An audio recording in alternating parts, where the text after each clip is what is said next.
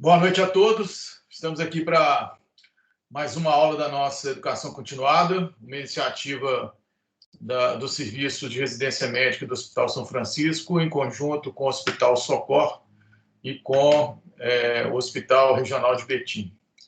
Hoje nós teremos um tema interessante dentro da oncologia cirúrgica, com um capítulo bastante relevante na formação de todas as especialidades ligadas à cancerologia, que se trata dos tumores melanômicos da pele, né? O melanoma, em especial, ele tem uma relevância mundial, né? Por situações muito específicas em que nós nos enquadramos, né? Nos perfis dos países que têm uma exposição significativa à luz solar, as condições genéticas de miscigenação de raça e outras questões mais, onde a subnotificação torna, né, a relevância do tumor de pele, né, do melanoma, uma situação ainda a se estudar mais. É uma neoplasia com bastante repercussão sobre todos os aspectos que envolvem oncologia clínica e cirúrgica. É considerado, inclusive, dentro da parte de pele e anexos, né, tema a ser tratado de maneira individual em alguns serviços e alguns profissionais. Então, acho que a gente vai ter uma discussão bem interessante hoje, né? Lembrando que em Minas Gerais a gente tem algumas boas referências, né, dentro da Sociedade Brasileira de Cirurgia Oncológica e também da Sociedade Brasileira de Oncologia Clínica, e alguns serviços, né, bastante relevantes. E junto com isso, o trabalho incessante, né, de cada dia do SUS. Então, para o tema da noite, a gente vai começar com a apresentação da acadêmica Cristiana Andrade, da Liga de Oncologia do UniBH. Cristiana, você me escuta? Boa noite, doutor Igor. O senhor me escuta? Escuto. Vamos lá? Beleza, eu vou compartilhar minha apresentação aqui, tá? Ok, obrigado. Só um minuto.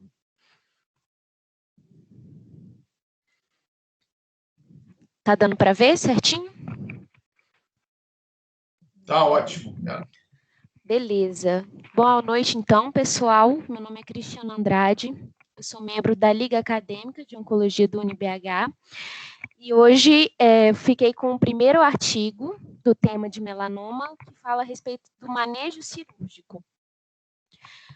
Esse artigo ele traz alguns tópicos discutindo o manejo cirúrgico de maneira central, como o tratamento cirúrgico da doença localizada do melanoma invasor, a cirurgia micrográfica de Mohs, a biópsia de linfonodo sentinela e o tratamento cirúrgico do melanoma metastático. Então, o primeiro tema que o artigo traz é o tratamento cirúrgico do melanoma invasor. O que ele fala? Ele fala que a cirurgia permanece ainda a melhor opção para a cura do melanoma invasor, com uma taxa de sobrevivência de 5 anos de 92%. E ele recomenda que seja feita uma excisão com margens ampliadas, e fala para definir essas margens a partir da espessura do índice de Breslow, ou seja, por exemplo, o tumor aqui in situ, ele é recomendado de 0,5 a 1 centímetro. Já a cirurgia micrográfica de Mohs, ele é geralmente recomendado para as lesões lentígo maligno. Ela não é recomendada no melanoma invasivo, justamente para retirando as camadas e vendo através do microscópio, né? Alguns especialistas e alguns estudos afirmam que a cirurgia ela tem como desvantagem as interferências anatomopatológicas, ou seja, às vezes algumas interferências como vacúolos dificulta a análise, por exemplo, dos melanócitos e, portanto, um diagnóstico apurado. Mas ela é importante, pois ela permite uma ótima preditiva para ver se tem margens livres. A biópsia de linfonodo sentinela, ela é indicada para menor melanomas maiores que 1 milímetro no índice de Breslow, apesar que isso tem algumas controvérsias na literatura, e tem uma sensibilidade muito boa, de 95% em geral. É o melhor preditor de recorrência e sobrevida em pacientes com melanoma cutâneo, mas, de acordo com esse estudo, MSLT1, ainda tem uma morbidade associada a algumas complicações, como seroma, o hematoma, seguido de infecção e a deiscência da ferida. Ele também, dentro da biópsia do linfonodo sentinela e a excisão profilática, os estudos afirmam que é desnecessária atualmente, porque elas não confirmam um benefício na sobrevivência substancial. Já a respeito do tratamento cirúrgico do melanoma metastático, ele mudou bastante, porque atualmente nós temos terapias sistêmicas eficazes, né, que provavelmente vão ser até faladas nos trabalhos após o meu. E atualmente isso fez com que alterasse a abordagem cirúrgica desses pacientes com doença metastática. Mas o que os estudos afirmam hoje? Que para as metástases em trânsito ou satélite confinadas à pele e o subcutâneo, o manejo mais adequado é a excisão completa com uma pequena margem. E ela é interessante, pois altera a sobrevida em 40%. Então, trouxe brevemente algumas das considerações e eu agradeço a oportunidade. Quero agradecer a apresentação da Cristiana, bem interessante, né? Assim como os temas da noite. Uma apresentação muito lúcida, né? Bacana. O fato de ter sido bastante trabalhado, né? A regulação que nos guarda aqui nessa. Eu quero saber se você tem algum comentário mais sobre o tenho sim. Eu achei de extrema relevância, enquanto eu estava lendo, foi a importância da biópsia do linfonodo sentinela, né?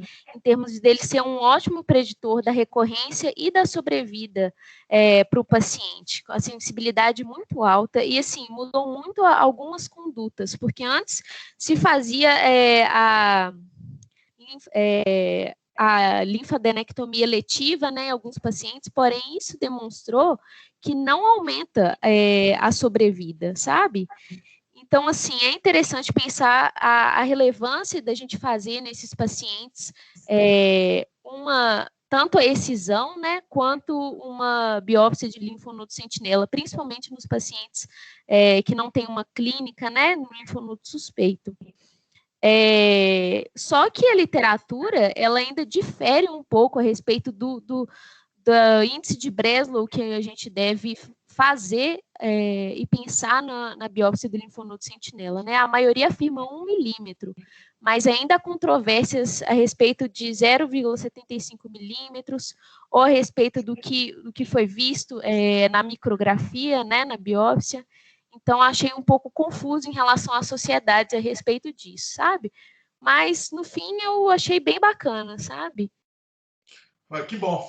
É um tema, de fato, bastante relevante e bem motivador, pois as discussões são muitas, né? Eu acho que, para nós, cirurgiões, é interessante lembrar que os recursos estão à disposição para que a gente tenha uma ressecção ótima, pois o que a gente fala de uma ressecção suja, né, onde a gente possa, infelizmente, contar com índices, né, de presença de lesão, pode selar o prognóstico do paciente, né, uma doença que possa ser de total controle ou cura, trazer futuramente uma repercussão um tanto quanto ruim, né, no prognóstico do paciente.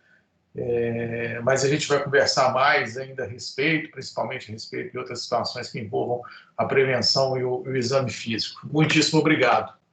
Eu que agradeço. Ótimo.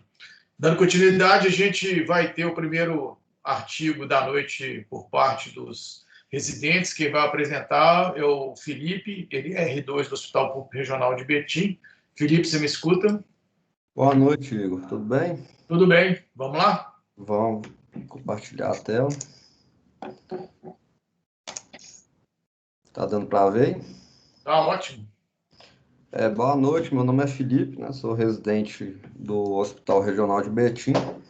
Da continuidade aos trabalhos, eu vou apresentar o artigo das considerações cirúrgicas, né, e a terapia sistêmica do melanoma. É um artigo publicado em 2019. É uma breve introdução, né? Como a Alexandre falou, o melanoma metastático ele tem aumentado a incidência nas últimas 3 décadas.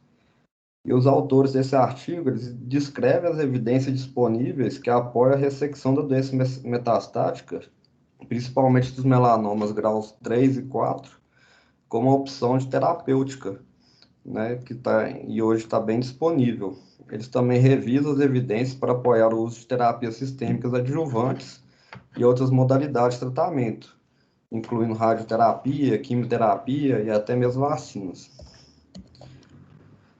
Inicialmente, falar um pouco sobre o manejo cirúrgico da doença metastática. Né? A doença metastática ela pode ser uma doença loco-regional ou com metástase à distância. A doença loco-regional ela pode ser dividida em clinicamente oculta, né? Que é a detecção por meio da biópsia do linfonodo sentinela, ou evidente, que já é detectada no exame físico, né? Linfonodomegalia, ou um exame de imagem. Né, o estudo MSLT2, né, os pacientes com linfonodo sentinela positivo, eles podem ser submetidos à dissecção completa desses linfonodos. Né? A gente fala que esses pacientes têm um benefício muito grande dessa dissecção. E já os pacientes que já têm doença clínica evidente, as metástases, a dissecção terapêutica desses linfonodos é recomendada. E na cirurgia para as metástases à distância, né, vários estudos que o artigo cita, eles demonstram que de 15% a 28% dos pacientes submetidos a metastasectomias, eles podem alcançar uma sobrevida de até 5 anos, quando essas metástases são completamente ressecadas. Né? O artigo até cita que os benefícios dessa ressecção seria melhor, tem relação com melhor sobrevida desses pacientes, eles passam longos períodos livres da doença, e tem um menor efeito de imunossupressão, né, secretada pelo tumor. Outra modalidade de terapêutica que o artigo tenta correlacionar são as terapias adjuvantes. Né? Ela tem o objetivo de melhorar a sobrevida, tratando doenças metástases ocultas. Né? E ela é indicada apenas aos pacientes que têm submetido à ressecção de uma lesão primária, ou metastasectomias, ou após a recidiva e ressecção da lesão. E tem várias formas de tratamento do adjuvante. Uma delas é a imunoterapia, né, que envolve a administração de anticorpos monoclonais, células T e citocinas imunoestimuladoras, e uma terapia direcionada, que é algo novo, que o artigo até cita, que são os inibidores da BRAF, que é a VEMU, da FENIB. Esse quadrinho aqui mostra basicamente as drogas disponíveis hoje, né, e as doses que são empregadas para a terapêutica. A radioterapia ela ainda é bastante controversa, né, mas vários estudos eles mostram que reduziu significativo o risco de recorrência da doença loco-regional, mas ainda não tem uma relação muito bem estabelecida, não.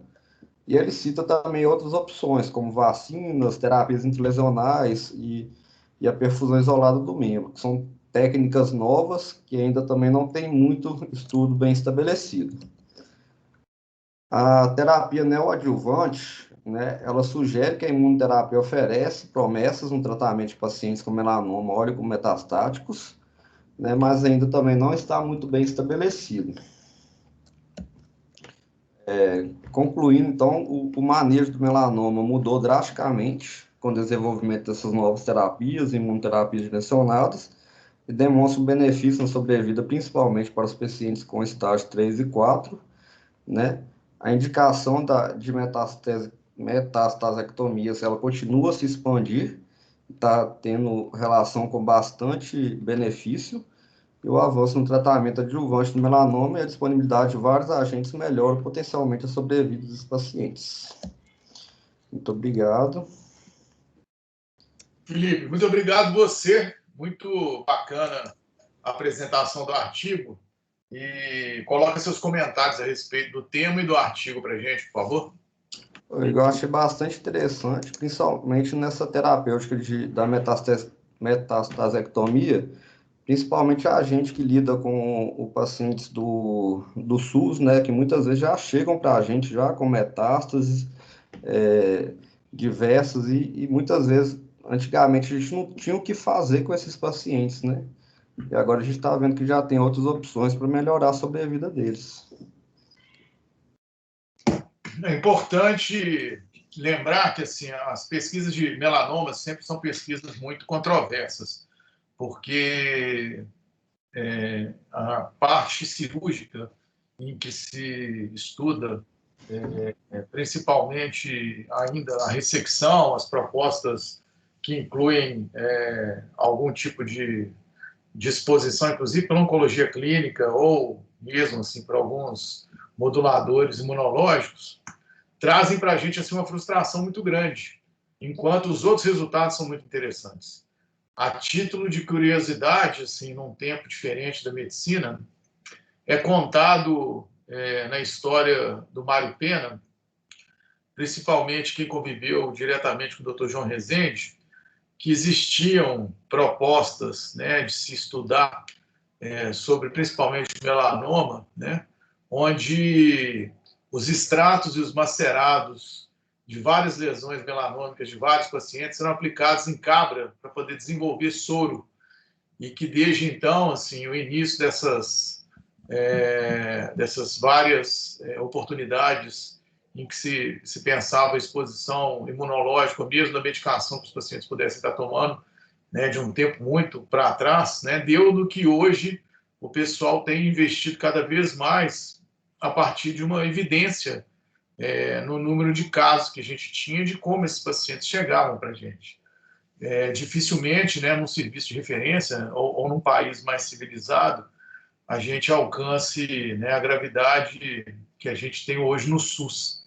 São Francisco recebe muito pouco, e o próprio evangélico lá em Betim também recebe muito pouco melanoma, mas os que chegam para a gente lá, a gente sabe que assim, são catastróficos, né? Então, eu acho que é interessante vocês assistirem, né, o melanoma como um capítulo interessante de se pensar, mesmo naquele momento em que o cirurgião ele possa ter uma eficiência bem menor, né, na contextualização, porque dali para frente, o que tem sido feito, né, de recurso que não seja cirúrgico tem tido bons resultados, né, para os pacientes.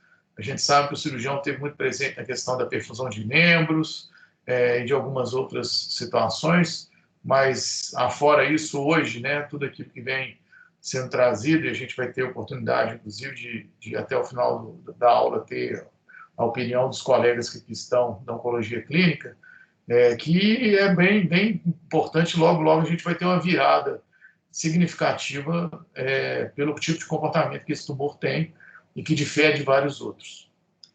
Vamos dar seguimento, então, à nossa aula de hoje. A gente vai ter a Raíssa, que é R2 do Hospital São Francisco, na apresentação do próximo artigo. Raíssa, você me escuta? Escuto sim, doutor Igor. Boa noite. Vamos lá? Vamos. Então, boa noite. Meu nome é Raíssa, sou R2 Cirurgia Geral do Complexo Hospitalar São Francisco. Vou falar sobre diretriz interdisciplinar para melanoma, enfocando no tratamento.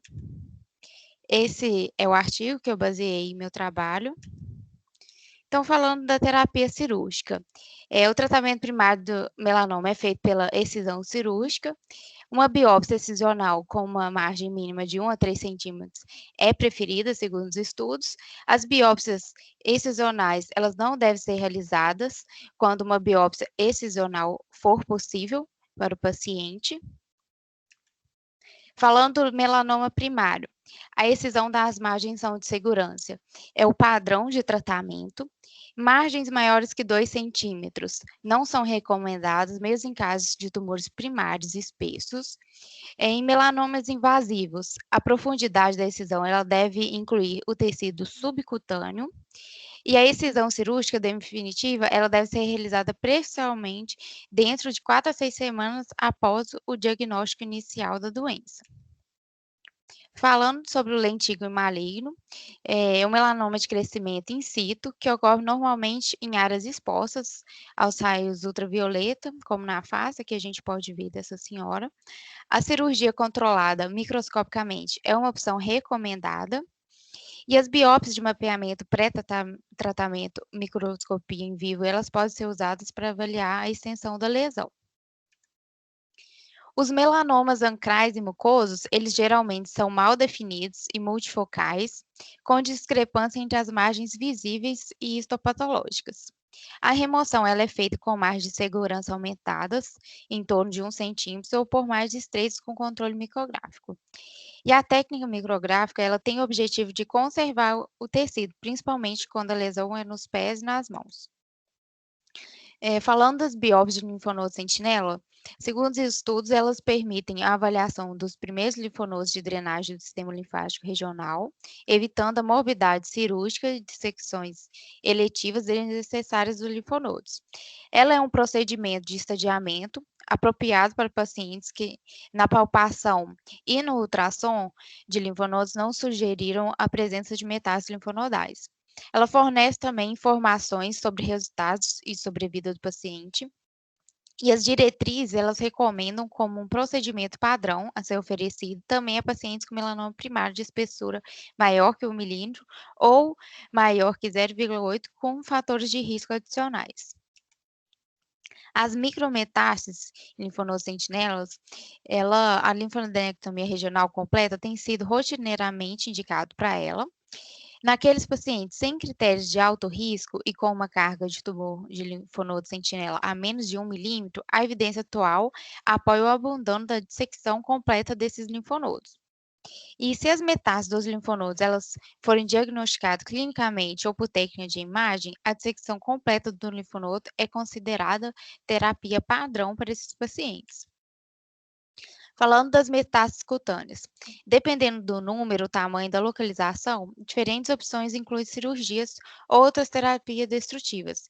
A gente tem, por exemplo, a crioterapia, eletroquimioterapia a laser, mas também terapias sistêmicas, como a imunoterapia e a radioterapia.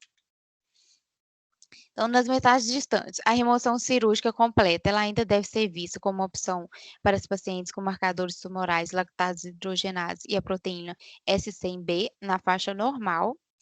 Muitos estudos mostram que essa excisão de metástases solitárias ou de poucas metástases, ela pode estar associada ao desfecho favorável para os pacientes que estão no estágio 4 da lesão. Em algumas circunstâncias, existe um valor para paliação, em combinação com a radioterapia no pós-operatório para controle dessa doença.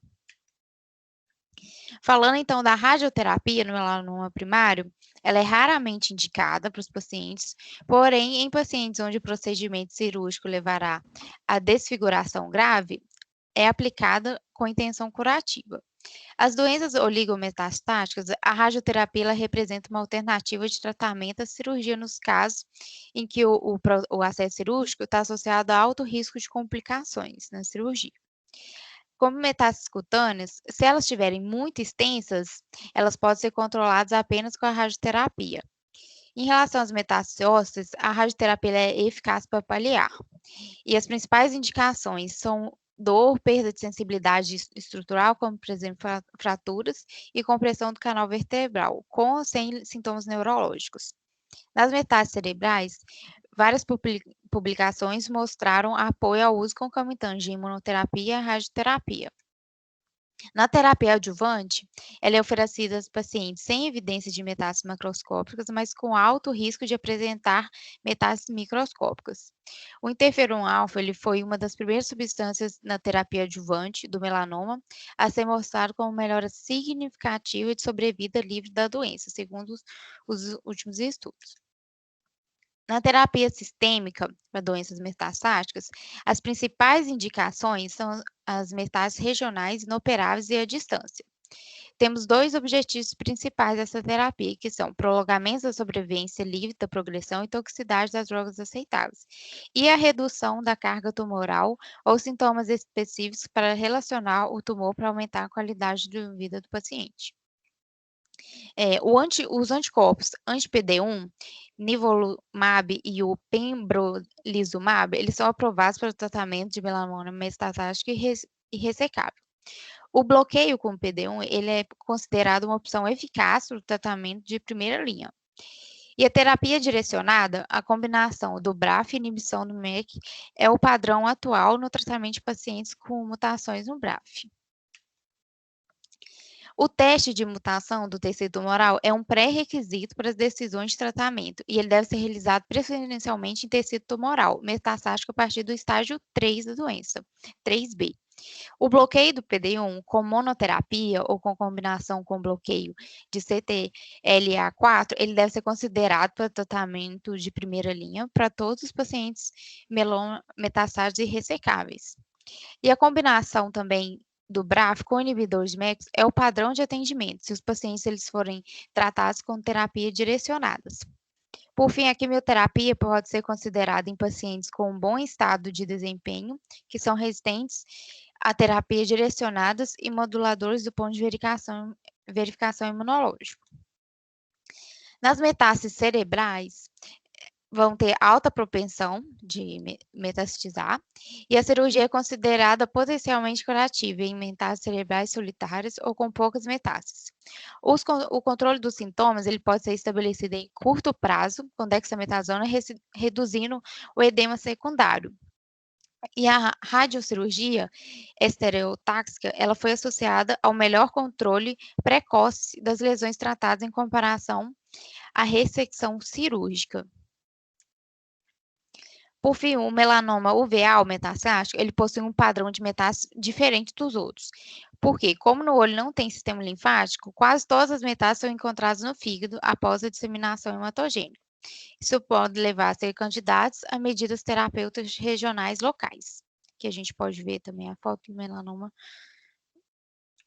Obrigada. Raíssa, obrigado você. É um artigo bastante interessante sobre um conhecimento geral para que vocês possam entender a respeito das nossas propostas e dos tratamentos envolvendo melanoma. Você quer fazer os seus comentários? Queria falar que é muito importante, né, quando eu estava lendo esse artigo, a gente tem que conhecer bem os tipos de melanoma, os tratamentos para cada um, o estadiamento, porque a gente pode deparar a todo momento, né, com esses pacientes, saber reconhecer a lesão para não atrasar o tratamento e a alta incidência que tem o melanoma, né? Então, a gente tem que saber bem para não perder assim, o filho do tratamento. E importante, uma coisa que eu digo a todas as pessoas, quando eu estava fazendo ainda residência de cirurgia oncológica, me foi apresentado um artigo muito simples e de uma relevância super importante para pensar a doença melanoma. Foi feito um estudo sistêmico de prospecção e de valores ligados a algumas entrevistas feitas por quem já teve a doença, né, que eles perguntavam a seguinte situação: quando as pessoas tinham novamente a evidência da doença, se a questão precoce que poderia levar o paciente de volta para ser abordado cirurgicamente ou para poder tratar clinicamente, tinha um envolvimento de algum fator importante para eles, né? E aí, a partir disso, outros braços de pesquisa foram criados, e o que eu acho é que o tema ele tem que ser tão relevante ou tão importante quanto o que foram esses resultados. Por quê? As pessoas que estabelecem vigilância com a doença em progressão ou em controle, com informação a respeito de como se prevenir e como se remediar ou se diagnosticar a doença, trouxe em até 40% a chance precoce de tratamento com resultados ótimos e subótimos. Em linhas gerais, depois que eu tive o melanoma, se a partir de então, não sendo escravo da doença, mas com uma vigilância a evitar as exposições e estabelecer o controle das lesões com as informações que eu possa ter, me levam a pensar em 40% das vezes que a recidiva ela pode ter um prognóstico muito melhor. E aí, eles viram que as pessoas envolvidas nessa condição da informação, se elas tinham um segundo associado às tarefas diárias, né, para o melanoma, se tinha alguém falando com você, olha, você passou filtro solar? Olha, essa pinta sua está diferente, hein? Olha, dá para você dar uma olhada nas minhas costas aqui se tem alguma pinta? Você percebeu se alguma coisa mudou? Ou seja, a participação de uma pessoa com informação junto com aquelas pessoas que já tiveram a doença, teve um prognóstico acima de 80% para um tratamento ótimo ou subótimo. Aí você fala, Igor, o que isso tem a ver com o meu artigo? Tem a ver que se todas essas informações com as quais você passou, elas puderem alcançar o maior número de médicos no extrato da informação básica ou leiga, a gente vai ter ainda melhores resultados para que se possa encaminhar esses pacientes para o tratamento correto. Então, se o cirurgião geral, independente dele trabalhar ou não diretamente com lesões de pele, se um clínico, se por um acaso um dermatologista, se um médico da família quer ter, né, o convívio numa circunstância em que possa se pensar a partir disso, né, uma mudança de paradigma de informação, e ele precocemente encaminhar para o especialista, a gente tem ainda mais do que 80%. Olha que coisa interessante.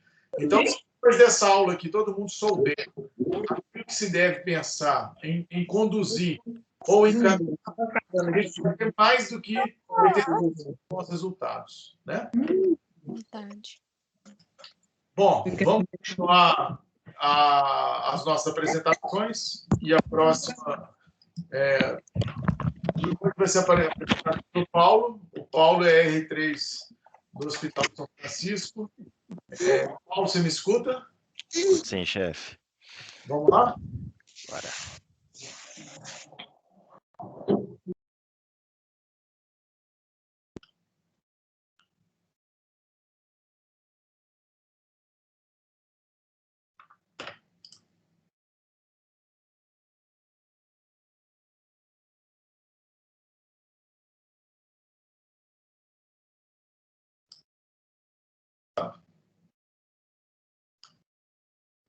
Paulo, acho que você está mutado. Opa, desculpa. Vamos lá? Vamos.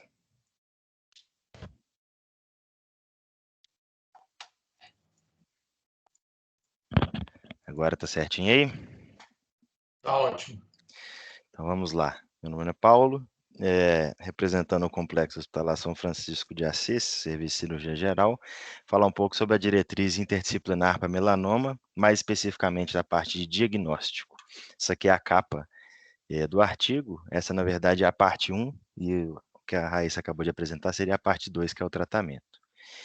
Bom, no que se trata, no que tange a epidemiologia e a etiologia, a incidência do melanoma ele tem aumentado em todo o mundo, principalmente nas populações brancas e aquelas pessoas de pele clara que têm maior exposição ao sol.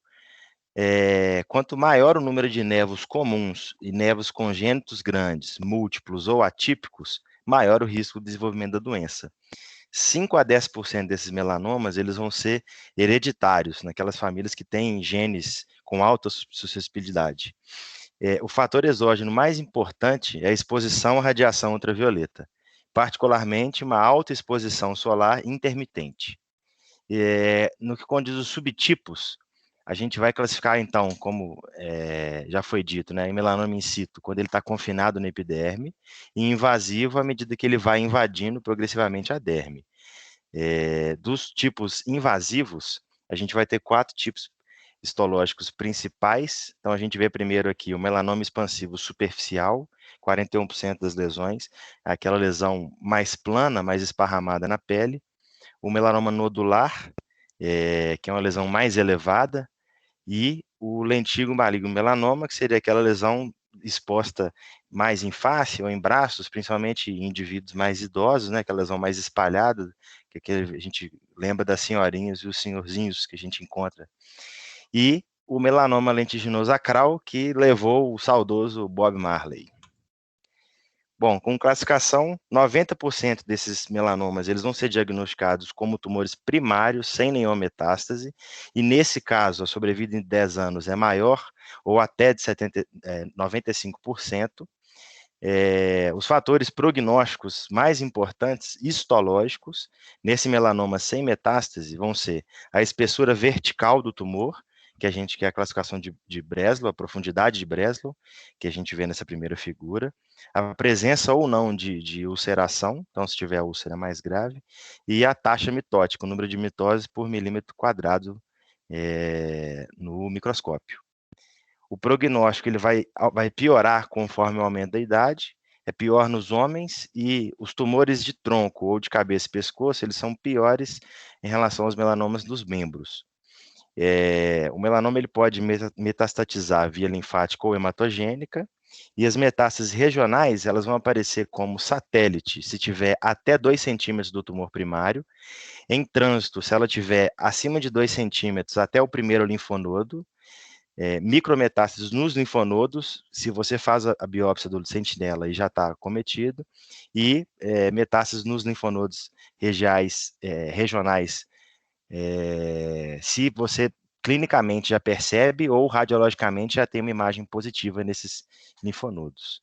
A sobrevida de 10 anos, então, você vê que ela já diminui drasticamente para esses pacientes que têm metástase, e pacientes com metástases à distância, aí já tem um prognóstico muito mais sombrio, mesmo que se eles não forem tratados de nenhuma forma, a sobrevida média ela vai de 6 a 9 meses somente.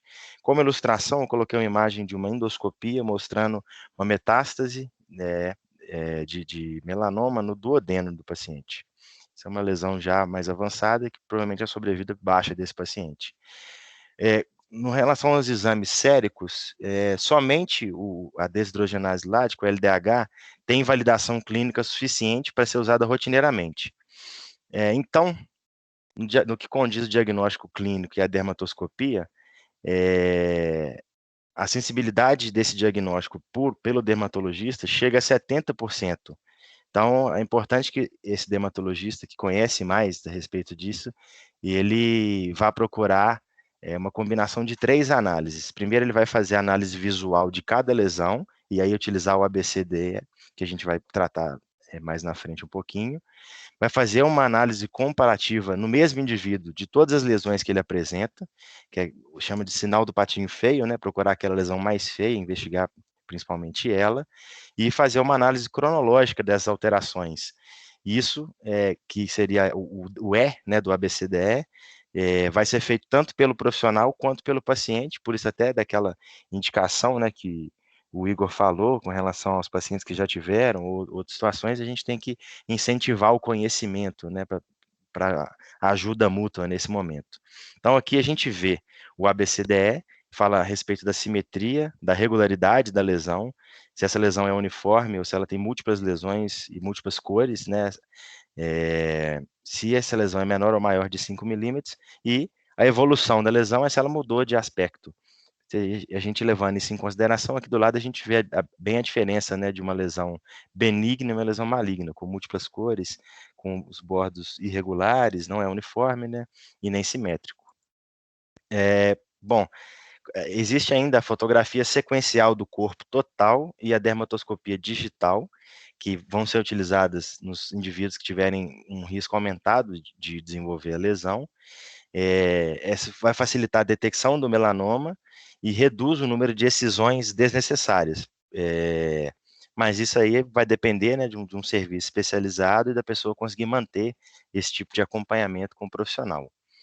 No que condiz ao diagnóstico histopatológico, nesse laudo a gente tem que ter as seguintes informações: o diagnóstico, né, se tem melanoma ou não, qual tipo de clínico patológico desse melanoma, a espessura do tumor em milímetros, que é a profundidade de Breslow, se tem ou não ulcerações, o número de mitoses, se tiver, e se tiver microsatélites, que são ninhos descontínuos de células metastáticas que estão entre o tecido linfático, isso maior de 0,05 milímetros. Em alguns casos, quando a histopatologia ela não está muito clara, a gente pode lançar a mão da imunistoquímica. Bom, agora nos exames de estadiamento, uma vez que você tem um paciente já diagnosticado com melanoma, é aconselhável fazer um exame físico do corpo inteiro, das membranas mucosas que estão acessíveis de serem visualizadas, buscando um segundo melanoma, buscando satélites tumorais e metástases em trânsito. Então, a gente vê que as lesões elas vão se distanciando à medida que vai passando o tempo, a gente vai procurar isso aí. Pode ser realizada a ultrassonografia dos glândulos linfáticos locorregionais, se esse paciente tiver um estadio já 1B ou para cima, e se por acaso a gente tiver um linfonodo palpável ou radiologicamente suspeito, né, fez uma TC, fez um PET, está suspeitando que aquilo está aumentado, faz uma punção aspirativa e faz citologia disso aí. No paciente que tem melanoma primário e não tem linfonodo, nem clínico, nem radiologicamente positivo, faça a biópsia do linfonodo sentinela, e o principal fator prognóstico para esses pacientes, né, é fazer essa biópsia quando o Bresla é maior de 1 milímetro. O segmento desse paciente, então, após o tratamento, aqui eu não vou falar do tratamento, né? Após o diagnóstico, então, a gente vai ter o seguinte objetivo no segmento do paciente: identificar a recorrência da doença, local ou distância, oferecer apoio psicossocial, a gente está tratando de um câncer, né? Então, esse paciente ele precisa saber que ele está sendo acompanhado e que ele tem alguém para contar. Orientar sobre a prevenção, tanto ao paciente quanto aos familiares de primeiro grau. Isso aqui talvez a gente pode até estender, né? Não só os familiares, mas né, qualquer pessoa deva conhecer isso. Administrar e monitorar as terapias adjuvantes quando esse paciente precisar. Melhorar a detecção precoce de um melanoma secundário, se por acaso ele tiver algum outro tipo de câncer não melanoma, né? E reconhecer os efeitos colaterais cutâneos dessas terapias adjuvantes ou do tratamento paliativo. A frequência e a extensão desse acompanhamento ela vai depender do estágio do tumor primário e se tem fatores de risco adicionais.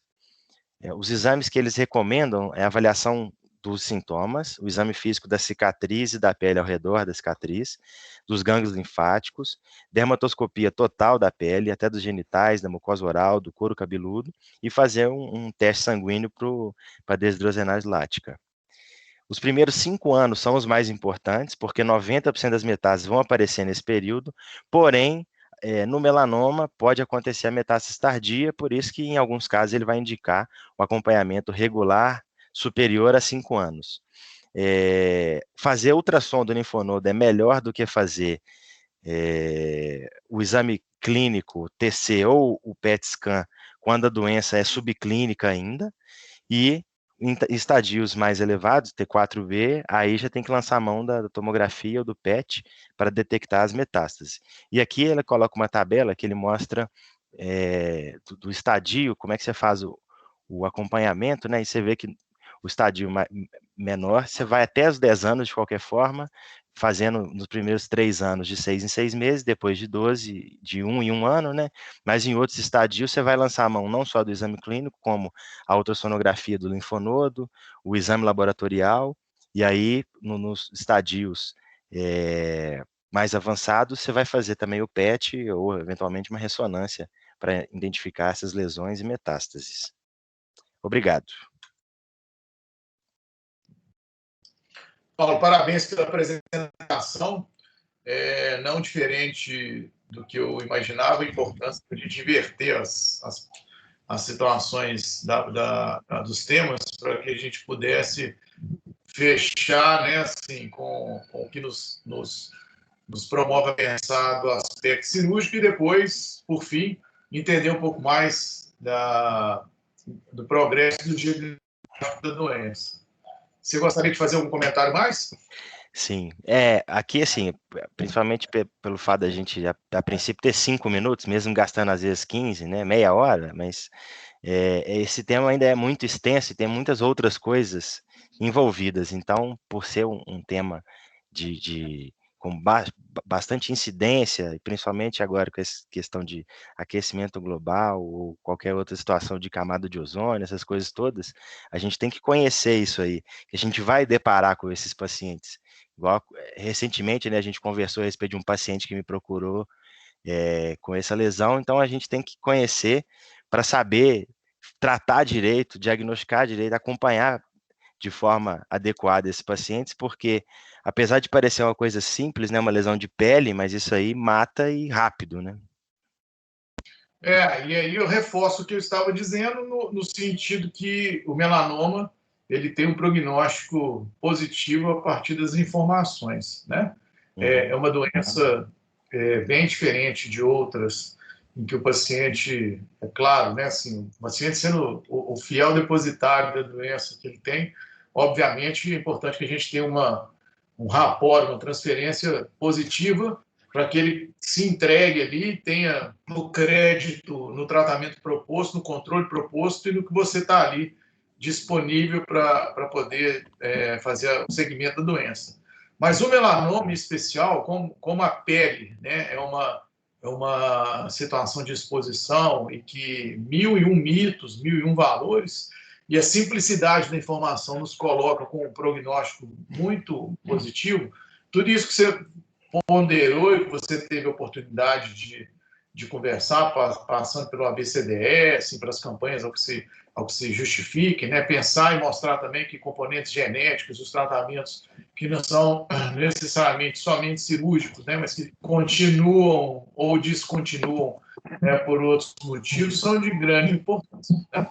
Eu gostaria de solicitar e agradecer desde já a presença do pessoal da Oncologia Clínica, né? Lohane está aí, como sempre, nossa parceira, e hoje eu estou vendo que tem mais gente aí para poder nos ajudar. Lohane, você quer falar alguma coisa? Quer discutir um pouquinho a respeito do tema? Quero até para conseguir fazer meu papel. Obrigado.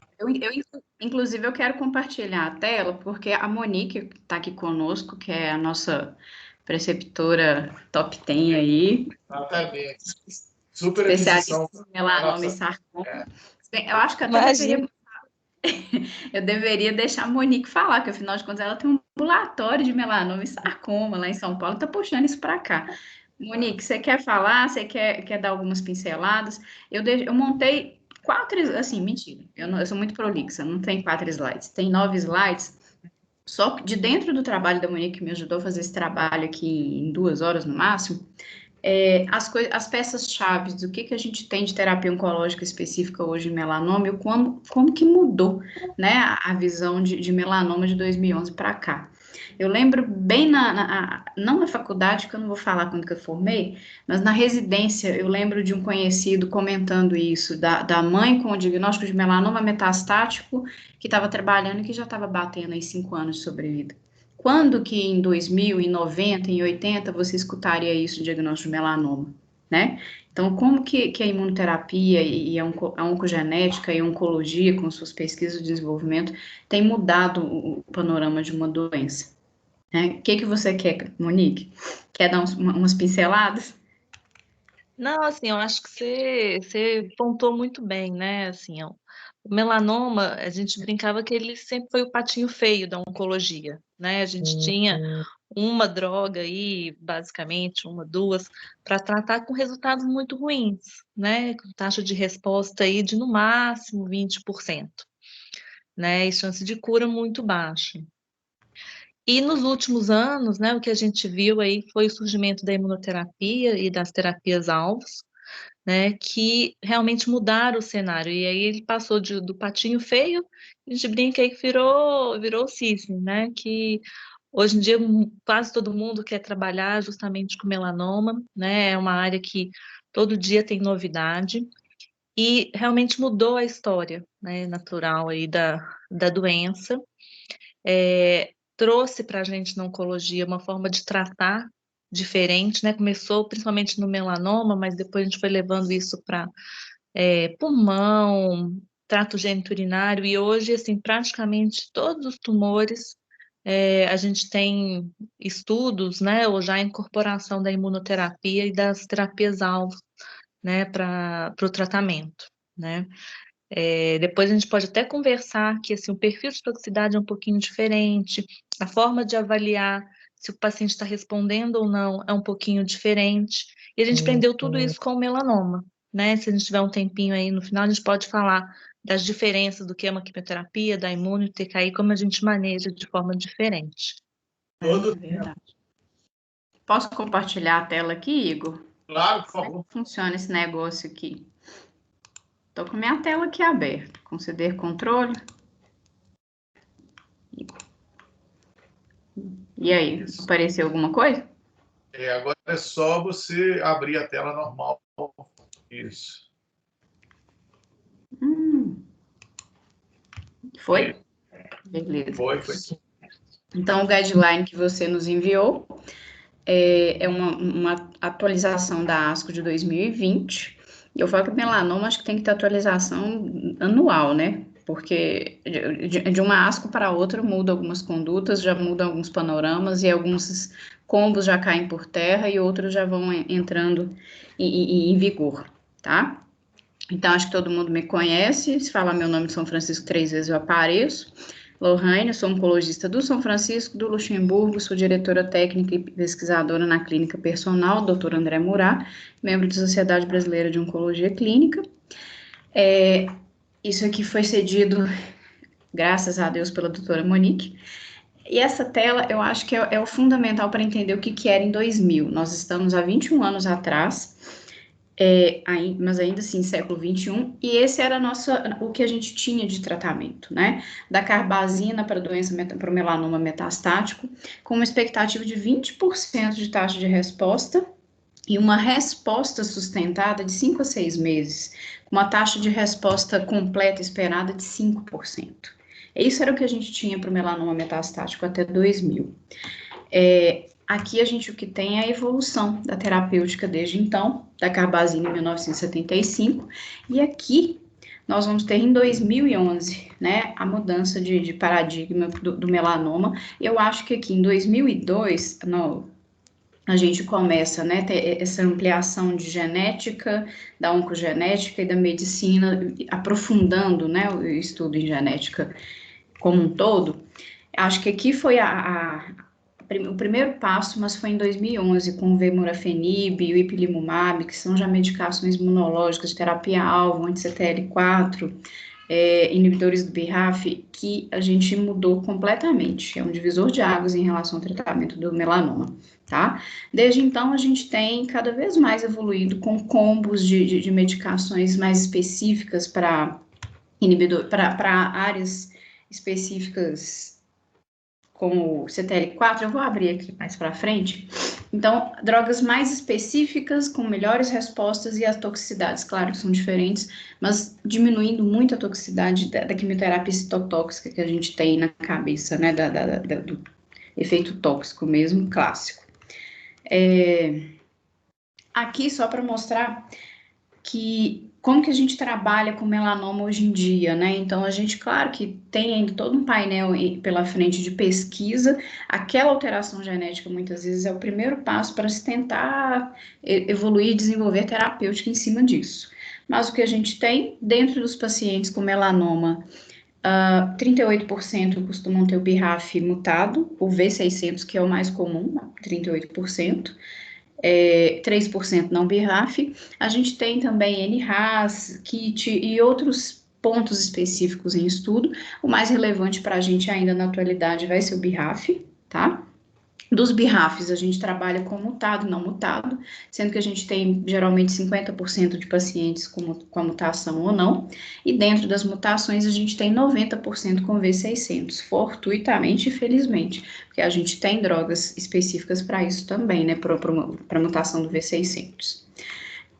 Aqui, o que eu quero mais frisar nessas tabelas é como que a curva de sobrevida na oncologia vem mudando desde a imunoterapia e começou com melanoma, né? Então, antigamente a gente tinha curvas que elas não tinham esse platô final. Esse platô final significa que os pacientes, muitas vezes, a sobrevida está em aberto, então os pacientes têm sobrevida global ali, né? Estão vivos e contando. como eu falo, porque não são curvas que se fecham, não são curvas que têm um fim. E a imunoterapia, na maioria dos cânceres, mas foi no melanoma que a gente começou a ver esse platô das curvas. Aqui a gente vê como que está abrindo em relação ao anti-PDL, e aqui o anti-PDL versus CTL4, e aí é claro que aí você começa a fazer quase que uma análise combinatória, né? Você vai fazer PDL puro, CTL4, PDL com CTL4, quem vem primeiro, quem vem depois. Aqui são os checkpoints. Todos esses aqui, então, são possíveis caminhos, digamos assim, para um tratamento oncológico mais específico, tá? CTL4, PDL tá aqui, a gente já tem o kit também em estudo, não vou aprofundar mais nisso. As terapias adjuvantes também em melanoma, por que a gente tem falado muito? Olha aqui a curva, essa curva é linda, né, da imunoterapia. Curvas sempre com platôs e sobrevidas cada vez maiores, né? Nós não estamos falando aqui de sobrevida em 1 ano, nós estamos falando de sobrevida batendo 3 anos, 5 anos, com PS0, PS1. Aqui só para lembrar do melanoma em trânsito mesmo, mas isso já foi super bem abordado pelos meninos, então eu não vou delongar. Lembrando que até no melanoma em trânsito a gente já tem tratamentos locais, intralesionais, mas saindo muito daquela toxicidade anterior de BCG, interferon, já entrando com vacinas mais específicas de anticorpos monoclonais e terapias imunológicas melhores. Aqui, um resumo rápido e ligeiro, até mais para o residente da onco, ok? O manejo do paciente metastático no melanoma, então a gente tem esse divisor de águas, o paciente com BRAF mutado, quais são as linhas que eu tenho de tratamento, e com BRAF selvagem.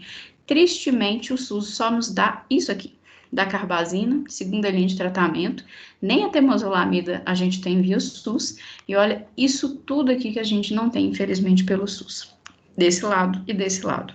A gente tem até uma resolução recente, né, da Conitec, da ANS, falando que sim, que eles concordam que não tem como negar a superioridade desses tratamentos, mas em relação a custo, né, para o sistema público de saúde dentro do Brasil de hoje, não é possível pagar esse tratamento para o paciente do melanoma no SUS. Então, quando o Igor fala que a gente tem pouco paciente no São Francisco, por mais que seja triste, eu fico aliviada, porque cada paciente que entra com melanoma dentro do hospital público, você fica desesperado, porque se não, o que a gente oferece para ele é um bom cirurgião oncológico, é o Igor, que a gente fornece para o paciente. Qualquer coisa além disso, a radioterapia para um controle ali pontual, mas esse divisor de águas aqui, o SUS ainda não, a gente ainda está lá em 1975. Lembrando que as respostas de terapia-alvo, dos inibidores de checkpoint, ipilimumab, que é um anti-CTL4, são respostas rápidas, são respostas muito boas. Então, às vezes, com 1, 2 doses, o paciente já tem resposta completa, já fica sintomático, são respostas muito interessantes, muito bonitas. Os padrões de respostas da imunoterapia, lembrando, claro, que é muito variável também, nós estamos lidando com o sistema imune do paciente, cada tumor tem seu grau de imunogenicidade, suas alterações específicas. As toxicidades da imunoterapia, que esse é um novo campo também que o oncologista, e eu falo que não só oncologista, o cirurgião oncológico, o plantonista da retaguarda vai ter que aprender, porque a gente está lidando com várias doenças imunomediadas, então são efeitos diferentes, muitas vezes da alopécia, daquela náusea importante, mas em compensação nós estamos lidando com pneumonite, encefalite, miocardite, vitiligo imunomediado, diabetes imunomediado, insuficiência adrenal. Então, é uma nova gama de eventos adversos que a gente tem que aprender a vigiar no ambulatório e no pronto-socorro, tá? E isso aqui só para lembrar, eu acabei de pôr isso aqui agora. Por que eu pus a Ferrari aqui? Olha, o custo hoje, esse aqui a gente jogando na internet, o Keytruda é o pembrolizumab, para o melanoma. Isso aqui é usado na primeira linha metastática, na adjuvância pembrolizumab. Eu posso usar isso junto, ou eu posso usar o primo dele, que é o nivolumab, associado a um CTL4. Nós temos 20 mil por ampola. Nosso colega, o paciente que tiver que usar o pembrolizumab, vai fazer isso a cada 15 dias, durante 2 anos, mais ou menos. Então, a gente gasta 20 mil a cada 15 dias com esse paciente durante 2 anos. Isso compra uma Ferrari, né? Isso aqui é só monodroga, porque agora a gente tem estudos em andamento que tem combinado pembrolizumab com outros CTL4s, com outros anti-BRAF. Então, assim, por ciclo, nós estamos batendo 35 mil, 40 mil por ciclo. Então, é isso aqui que muitas vezes está em discussão agora. Então, assim, realmente, eu mudo o panorama do paciente, mas a que custo? E isso não é uma discussão só no Brasil, claro, é mundial. Pelos convênios, não há particular que consiga bancar um tratamento desse, e os serviços públicos, não só aqui, mas como na Inglaterra, nos Estados Unidos e na Europa em geral, a discussão agora atual é essa aqui, tá? É isso.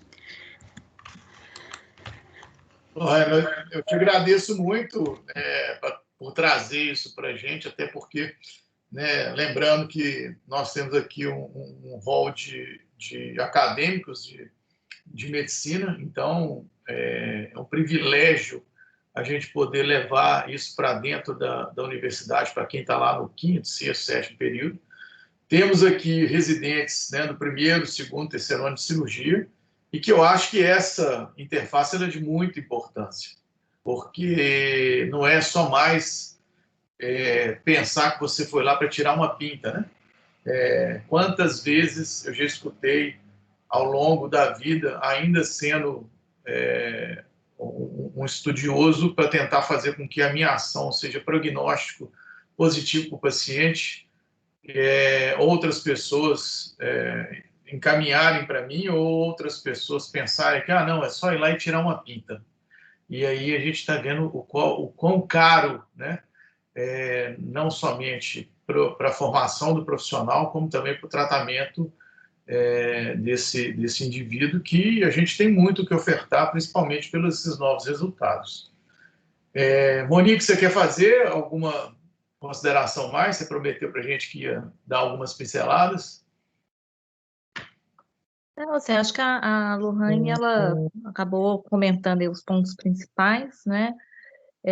Só para recapitular, como a gente tem alguns estudantes, às vezes fica difícil entender o que é o BRAF, o que é o PDL1, CTLA4. Então, é o seguinte, quando a gente fala do melanoma, a gente pode pensar em duas formas, né, da gente tentar abordar ele. Uma é via sinalização celular. O que a gente sabe? Que as células, para ela crescer, proliferar, ela recebe estímulos, né, externos, né, para ela crescer. E esse estímulo externo, ele é conduzido até o núcleo da célula por uma via de sinalização. É como se fosse uma cascata de reações químicas, vamos dizer assim, até chegar a informação externa para dentro do núcleo. Tá? E fala, vai lá a célula e prolifera. O tal do BRAF, que a Lohane comentou, é uma dessas etapas dessa comunicação celular, que quando alguns pacientes têm ele mutado. Então, o que a gente chama de mutado? É quando ele é de forma independente de qualquer sinalização externa, ele manda estímulo para a célula proliferar, tá? Então, assim, uma das primeiras coisas que a gente faz é, esse melanoma é um BRAF mutado ou não? Se ele é mutado, né, ou seja, ele tem esse estímulo isolado, né, de proliferar a célula, o que a gente desenvolveu? Opa, vou fazer um tratamento, em vez de eu jogar uma quimioterapia, que eu vou matar um monte de células boas e as células malignas, quem sabe, né? A gente conseguiu desenvolver drogas que vão ali naquela mutação específica e bloqueiam aquela mutação.